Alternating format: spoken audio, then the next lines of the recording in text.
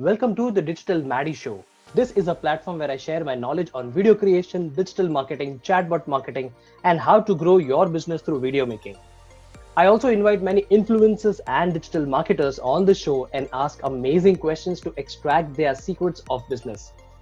So let's get started with your host. Hi, my name is Mithil and I am a YouTube and video creation coach, and I help aspiring video influencers to create and monetize their content through video making. Today on this show, we have a special guest. She has her expertise into copywriting, and she is also a funnel strategist. So she's already into our studio. So let's welcome her. So welcome Dawn to the Digital Maddy Show. Let me introduce Dawn. Dawn is an expert copywriter and a funnel strategist. So welcome Dawn to our show. Hi, thank you. I'm so excited to be here. Great, great. So Dawn, can you share one of your favorite quote which inspires you daily? Yeah, one of my favorites, I have so many that inspire me, but one of my favorites is everything always happens for my highest good in divine timing. Wow, that's awesome. That's really awesome. Great. So Dawn, can you share something about yourself? Yeah, I haven't always been a copywriter. I actually was a pastor for 7 years with my husband, who pastored for 25 years total. We have 4 kids between us, 1 that's ours and 3 from a previous marriage of his.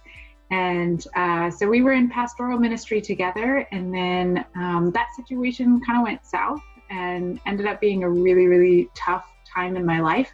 And that's when I started Googling work from home and discovered the online world, discovered how to make money online, fell in love with copywriting and funnel building. And a few years later, here I am doing that full time and loving it, and just really enjoying the path that I've been on. I never thought I would end up here, but a lot of that had to do with my family and my little girl and wanting to be home, wanting to raise her myself, and also do something that I love, that I'm passionate about.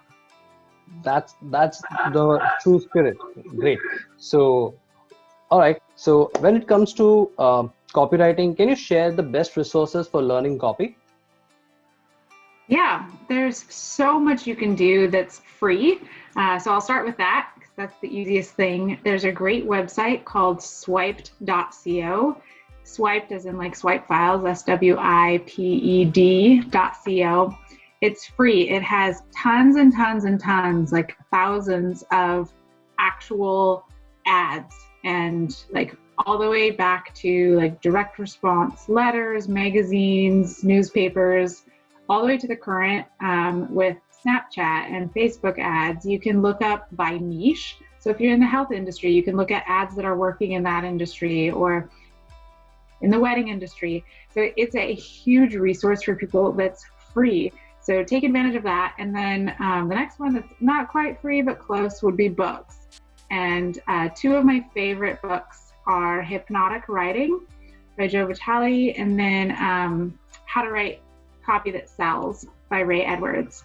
Both of those are around $10 or $15 US. So not a massive investment, but you'll really learn a lot from just those 2 books. If you're wanting to just like dip your toes in and learn a little bit of copy, those books can teach you a lot. Wow, that's really, so you shared a free resource as well as a sort of paid resource. Great. So can you give one trick to learn a copy faster? Yes, this is one of my favorites. It's actually I learned it 2 places, but it is in Hypnotic Writing, one of the books that I recommended. And then I also learned it in another copywriting training that I did. And what they said to do is take really good copy and hand write it 3 times. So, and that resource that I told you about, the swiped.co, you can find copy on there from the greats like Dan Kennedy and Eugene Schwartz. So people who have proven copy. You don't want to handwrite somebody that hasn't ever made a sale in their life. So don't copy that. But go on to swipe.co, find a good piece that's in your niche, and then actually hand write it 3 times. It's amazing what connections your brain will make, and you'll actually start thinking more like a copywriter. It sounds crazy, but this is free. If you just learn to handwrite and take that little bit of time, it actually will really help you out and help you start thinking more like a copywriter. Wow. Wow. So yes, you are trying to give the habit of writing and connecting it to copywriting. Lovely. So Dawn, since you are experienced into this field, can you share the biggest mistakes people make in copy? There are a few, but I would say one of the biggest that comes to mind is not knowing who you're talking to. And that sounds silly. Like, of course, if you're going to sell a product, you know who you want to sell it to. But so many people miss the step of actually researching their ideal clients and asking questions, interviewing, like getting on the phone. I know it's old fashioned.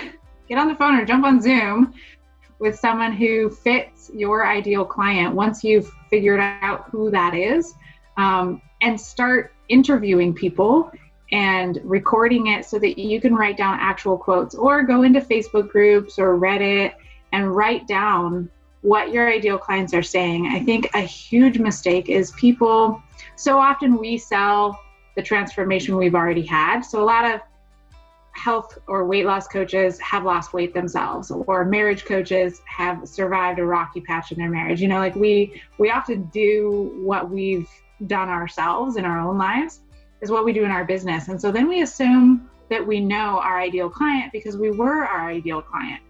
But even if you were your ideal client 2 years ago, you've changed, and we think we know it, but we don't. And so it takes a lot of work. It can take a lot of time to do your client research, but it's so worth it. If you can get actual quotes and then you use, I keep what's called a copy bank. So I just have, a Google Doc or Evernote, and you write down those phrases of your ideal client. And then when you sit down to write an email, to write a sales page or a landing page, you have a list right there of quotes, so that when people land on your page, they can be like, wow, are you in my head?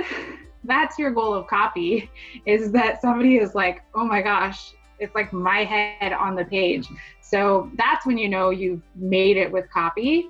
And the secret really to that is just getting to know your people. And it's a big mistake that I see people make because it takes time and people want to just like jump to the sale and they just assume they know. Don't do that. Don't make that mistake. Do your research, take the time. It can take hours if you want to spend hours doing it, but in the long run, you'll make so many more sales. Absolutely. You need to do your homework. You need to do your research. And what you have rightly said, Dawn, is most of the people, they write copy for general people, but they forget the primary thing that they are actually selling, the values and the things for their dream customers. So they do not identify their dream customers actually. So thank you for throwing light on that particular segment. So Dawn, what part of your copy most time should be spent on? Great question. So I always say that most of your time writing copy should be on your headline.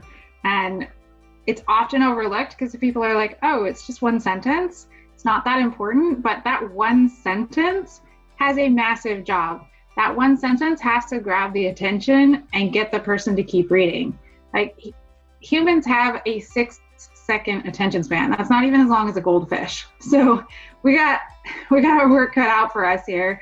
And your headline is what's going to do the trick. And I've seen one of my favorite stories with headlines is when I was running Facebook ads for an offer, and I changed the headline, and that same day that I changed the headline, my leads tripled without changing my ad spend or anything. I was getting 3 times the leads, and I was like, yep, that's the headline. So there's a ton of power in it. A free resource that can help you out a ton with your headline is called the AMI Headline Analyzer. If you just Google that, it'll come right up. It gives you a score for your headline, and then it kind of breaks down like why you got that score and how to make it, not how to make it better, but then you can see like, okay, if you're at a 20, then you keep trying. Just try different versions of your headline. I always say you should write at least 30 to 40 headlines before deciding on one. So it's a bit of a time commitment to really try out some headlines, but you can plug them into the headline analyzer and get a score of at least 40 or 50. That one headline that tripled my leads was an 82. So the higher the score, I've seen it over and over, conversions tend to increase. Like it's not perfect. The analyzer is just a tool, but it really can help you out. So if you're struggling with your headlines, check out the AMI Headline Analyzer. Great. Yes, I totally resonate with your thought process. One of the courses that I was going through was One Funnel Away from Russell Brunson. And Russell always says one thing: hook, story, offer, hook, story, offer. So the primary thing what you're talking about, headline, is the hook. And since, as you say, that there are an attention span of only 6 seconds, so that's basically the headline should be a hook which grabs the attention of the people and stay on your ad, and the sales is done. So yes, thank you so much for sharing. You need to do at least 30 of those headlines. See, if you put more efforts, I think the payout will be far better. So thank you for sharing that thing. So when it comes to copywriting, there are many aspects of copywriting. So what's the purpose of bullet points and where should you use them? Yeah, so bullet points, I would say, are like right after headlines and subheadlines when it comes to importance of your copy, because bullet points are what you use to get people to keep reading and to get people actually in your offer.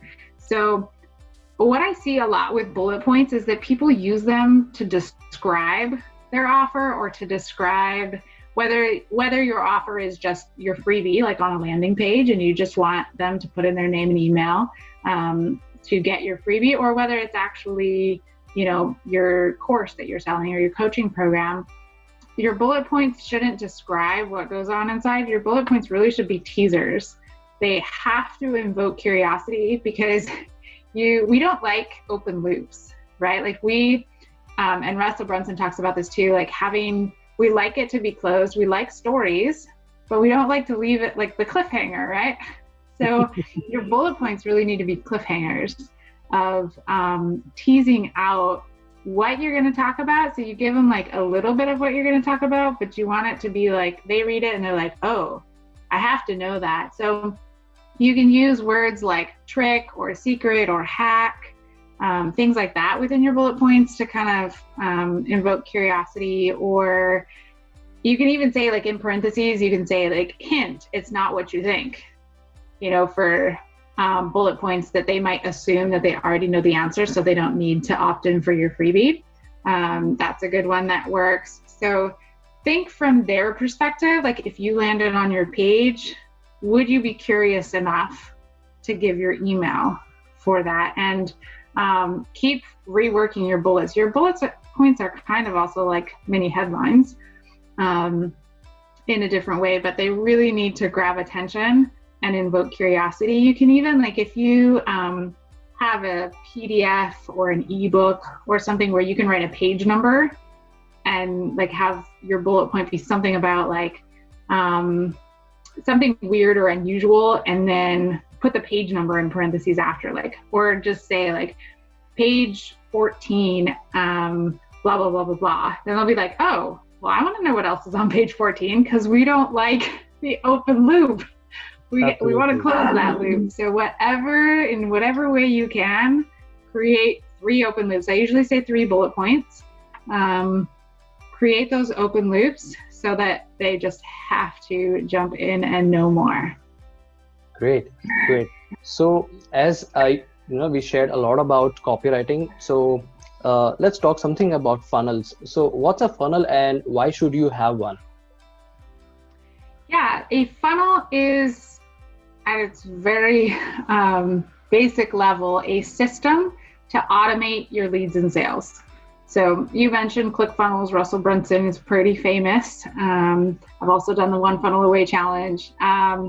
So it's not like a website, but pages and steps that you take cold audience through from people who don't know you at all. And then they get to know you little by little. And as you come down that funnel, you're going to offer them usually like a really low cost offer, or baby offer, or tripwire, we call it.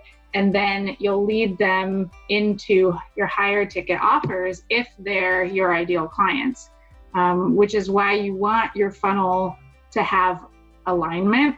Like you don't want it to be different parts of your funnel really connect with different people. So when I'm talking about your ideal client, like we were talking about at the beginning, your funnel needs to be focused, like the bottom part of that funnel down here of your, whether it's your high ticket offer, a coaching or whatever, needs to be for that person. And every step of the way, your offers need to be for that person. So I see that in funnels as well. Like people mistake and kind of just throw random stuff in there to make money. And I'm like, no, you always want your ultimate offer in mind with your ideal client. So the funnel is just the steps to get them to know, like, and trust you, and then to buy whatever it is that you're selling. Wow. So you just gave a brief idea of funnels. So thank you so much, Dawn, for doing that. So Dawn, if we want something about sales copy or something, so do you have, since there are, our viewers are listening to you on Facebook, YouTube, on podcast, so do you have something to give it to them just to begin with? I do. I offer a sales copy cheat sheet, which I love. It's actually much more than a cheat sheet. I think it's now about 17 pages. So wow. I really love to over deliver. And in that cheat sheet, I talk all about what needs to be on your sales page, what doesn't need to be on your sales page, the one sentence that you must have that most people overlook, but actually is responsible for most buyers. So you'll find out what that is. So yeah, and people can find that on my website. I play most now on Instagram, so at Dawn Apuan. You can find me there hanging out on most days. And then I do have a Facebook fan page, and then I have a group called Cash Flow Copy Creators.